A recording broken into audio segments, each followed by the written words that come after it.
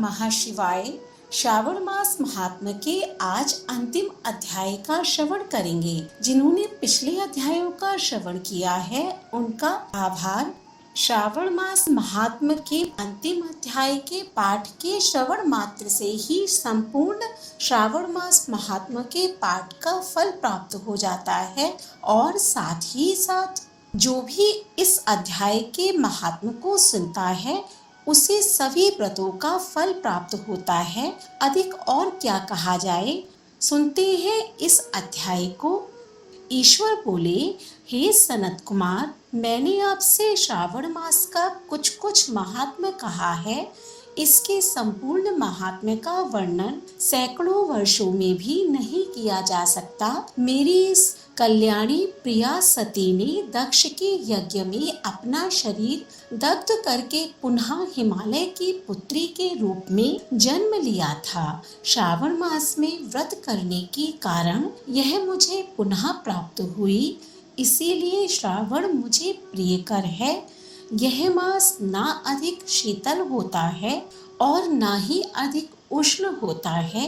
राजा को चाहिए कि श्रावण मास में गौताग्नि से निर्मित श्वेत भस्म से अपने संपूर्ण शरीर को उद्धूलित करके जल से आर्द्र भस्म के द्वारा मस्तक, वक्षस्थल, नाभि, दोनों बाहु, दोनों कोहनी, दोनों कलाई, कंठ, सर और पीठ इन 12 स्थानों में त्रिपुंड धारण करे। मान स्तोके मंत्र से अथवा सघो जात आदि मंत्र से अथवा षडाक्षर मंत्र से ओम नमः शिवाय से भस्म के द्वारा शरीर को सुशोभित करे और शरीर में 108 रुद्राक्ष धारण करे। कंठ में 32 रुद्राक्ष, सर पर 22, दोनों कानों में 12, दोनों हाथों में 24, दोनों भुजाओं में 8, ललाट पर 1 और शिखा के अग्रभाग में 1 रुद्राक्ष धारण करे। इस प्रकार से करके मेरा पूजन कर पंचाक्षर मंत्र का जप करे। हे विपेंद्र, श्रावण मास में जो ऐसा करता है वह मेरा ही स्वरूप है, इसमें संदेह नहीं है। इस मास को मेरा अत्यंत प्रिय जानकर केशव की तथा मेरी पूजा करनी चाहिए। इस मास में मेरी अत्यंत प्रिय तिथि कृष्णाष्टमी भारत के पश्चिमी प्रदेशों में युगादि तिथि के अनुसार मास का नामकरण होता है। अतः श्रावण कृष्ण अष्टमी को भाद्रपद अष्टमी समझना चाहिए। वह पड़ती है उस दिन भगवान श्री हरि देवकी के गर्भ में उत्पन्न हुए थे। हे सनत कुमार, यह मैंने आपको संक्षेप में बताया है। अब आप और क्या सुनना चाहते हैं?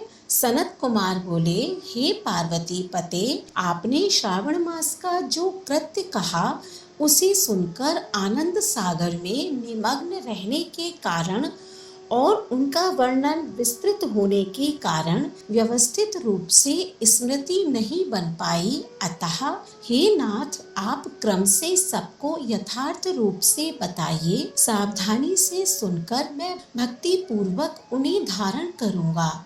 ईश्वर बोले, हे सनत कुमार, श्रावण मास की शुभ अनुक्रमण को आप सावधान होकर सुनिए। सर्वप्रथम शौनक का प्रश्न, तत्पश्चात सूत जी का उत्तर, श्रोता के गुण, आपके प्रश्न, श्रावण की व्युत्पत्ति, उसकी स्तुति, पुनः हे मुने आपका विस्तृत प्रश्न, इसके बाद नाम कथन सहित आपके द्वारा की गई मेरी स्तुति, फिर क्रम से उद्देश्य पूर्वक मेरा उत्तर, पुनः आपका विशेष प्रश्न, उसके बाद नक्त व्रत की विधि, रुद्राभिषेक कथन, इसके बाद लक्ष्य पूजा विधि, दीपदान, फिर किसी प्रिय वस्तु का परित्याग, पुनः रुद्राभिषेक करने तथा पंचामृत ग्रहण करने से प्राप्त होने वाला फल, इसके बाद पृथ्वी पर शयन करने तथा मौन व्रत धारण करने का फल,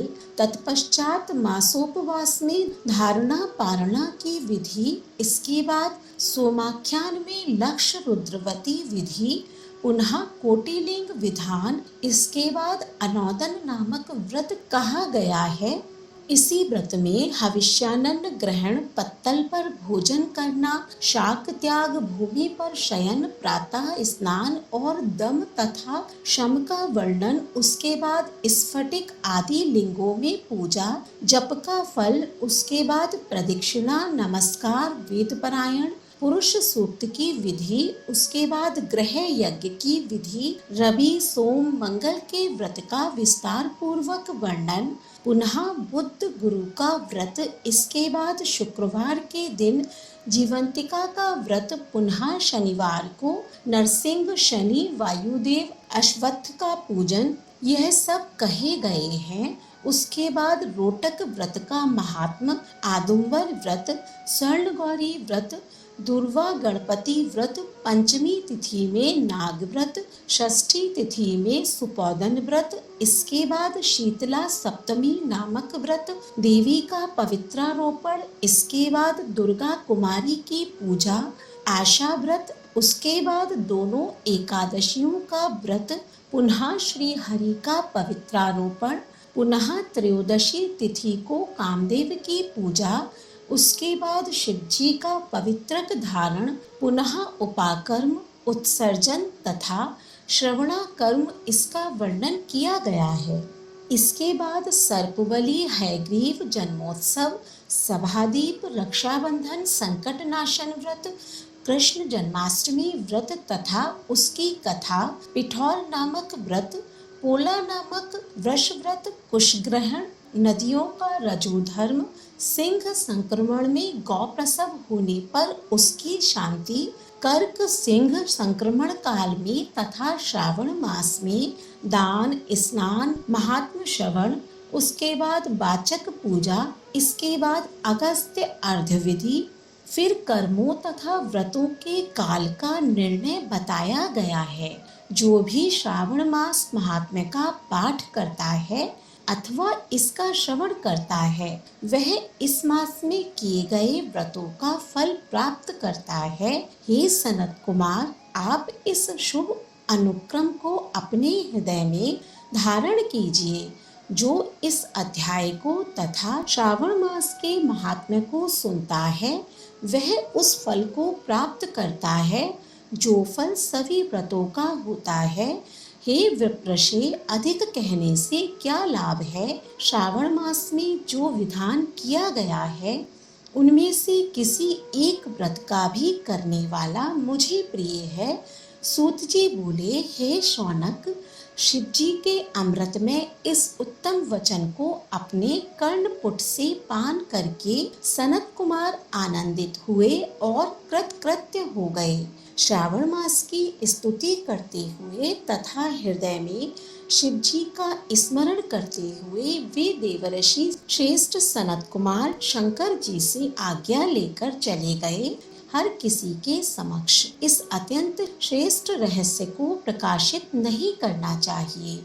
हे प्रभु, आपकी योग्यता देखकर ही मैंने इसे आपसे कहा है। इस प्रकार श्री स्कंद पुराण के अंतर्गत ईश्वर सनत कुमार संवाद में श्रावण मास महात्म्य में अनुक्रमणिका कथन नामक 30वां अध्याय पूर्ण हुआ। बोलिए भोलेनाथ भगवान की जय। आज का अध्याय आपको कैसा लगा हमें कमेंट बॉक्स में जरूर बताएं। अगर अध्याय पसंद आया हो तो कमेंट बॉक्स में ओम नमः शिवाय अवश्य लिखें। धन्यवाद।